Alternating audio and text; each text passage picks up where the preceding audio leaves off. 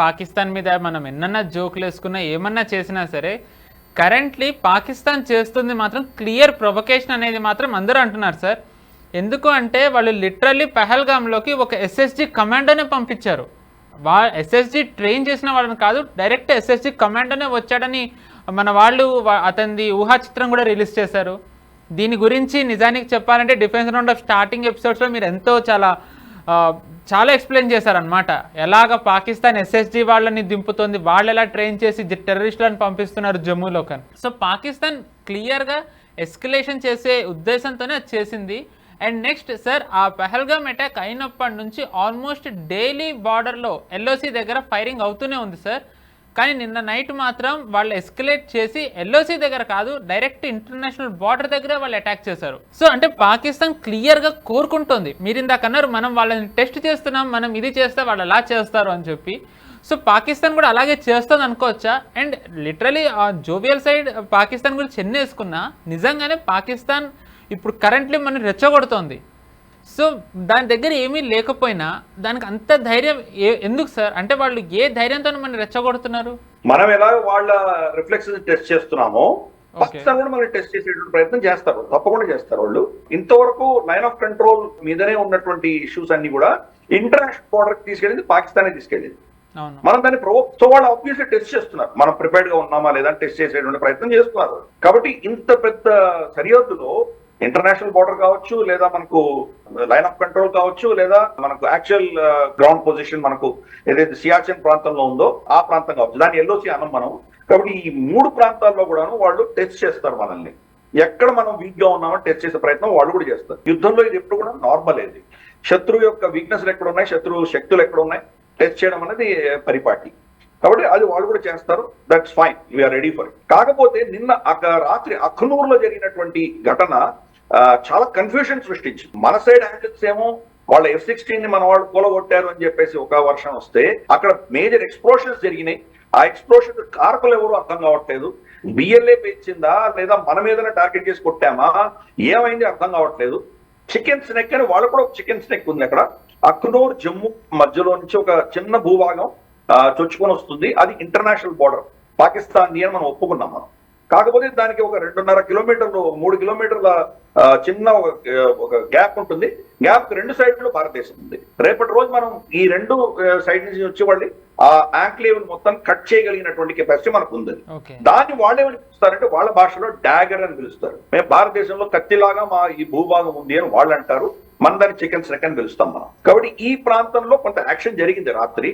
ఆ యాక్షన్ కి సంబంధించి చాలా వాళ్ళ సైడ్ కథనాలు ఉన్నాయి, మన సైడ్ కథనాలు ఉన్నాయి. అందుకనే రాత్రి వాళ్ళ మంత్రి భయపడిపోయి అర్జెంట్ గా వచ్చి స్టేట్మెంట్ ఇవ్వడము, 24 గంటలు 36 గంటల్లో భారతదేశం మా మీద దాడి చేయబోతోంది అని ప్రెషర్ పెట్టేటువంటి ప్రయత్నం చేశారు వాళ్ళు. డిప్లొమాటిక్ గా కూడా వాళ్ళు Antonio Guterres United nations secretary general దగ్గరికి వెళ్ళారు. వాళ్ళు చాలా ప్రయత్నాలు చేస్తున్నారు వాళ్ళు. అలాగే మనకు ఇతరత్ర మనకు అమెరికా కావచ్చు, లేదా సౌదీ అరేబియా కావచ్చు, డిప్లొమాటిక్ గా వాళ్ళు కొంత ఏదో వాళ్ళు భారతదేశాన్ని ఆపేటువంటి ప్రయత్నం వాళ్ళు చేస్తున్నారు. పాకిస్తాన్ మనకు జయశంకర్ గారు రిప్లై ఇచ్చారు. నేను ఆంటోనియో గుటెరెస్ గారితో మాట్లాడాను, మేమిద్దరు కూడా జరిగిన ఘటనకు ఆయన ఏదైతే కండోలెన్స్ చెప్పారో దాన్ని నేను యాక్సెప్ట్ చేస్తున్నాను.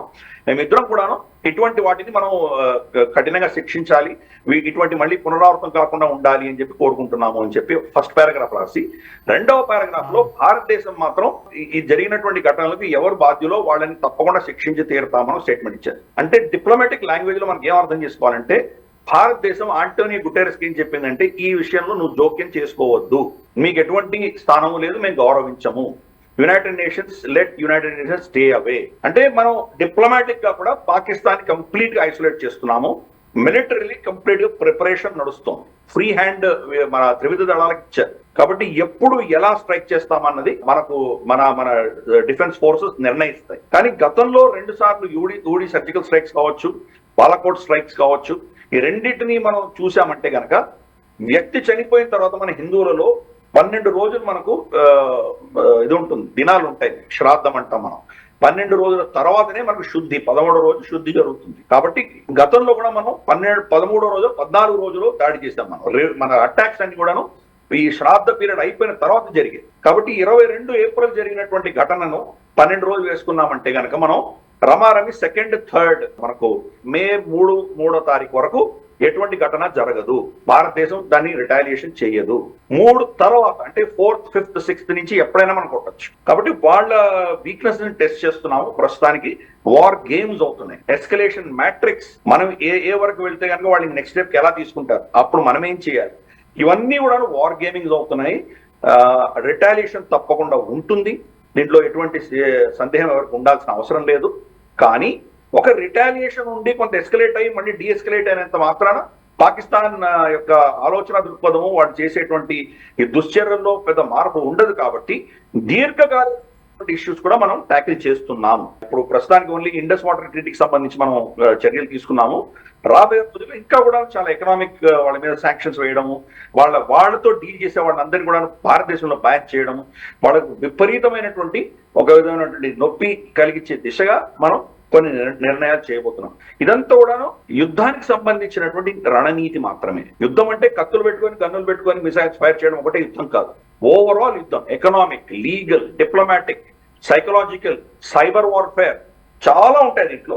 ఇవన్నీ కూడా మనం వాళ్ళ మీద అన్లీష్ చేయబోతున్నాం. మనం 1 by 1 దీన్ని మనం క్యాలిబ్రేట్ చేసుకుంటూ అటాక్ చేస్తాం అన్నమాట. ఈ వీడియో మీకు నచ్చినట్టయితే లైక్ చేయండి, 10 మందికి షేర్ చేయండి. అలాగే కామెంట్ల రూపంలో మీ అభిప్రాయాలను మాతో పంచుకోండి. Nationalist hub group of channels ను సబ్స్క్రైబ్ చేసుకుని తెలుగునాట జాతీయవాద జర్నలిజాన్ని ప్రోత్సహించండి. ఈ వీడియో కింద ఉన్న బెల్ ఐకాన్ పై క్లిక్ చేయడం మర్చిపోవద్దు.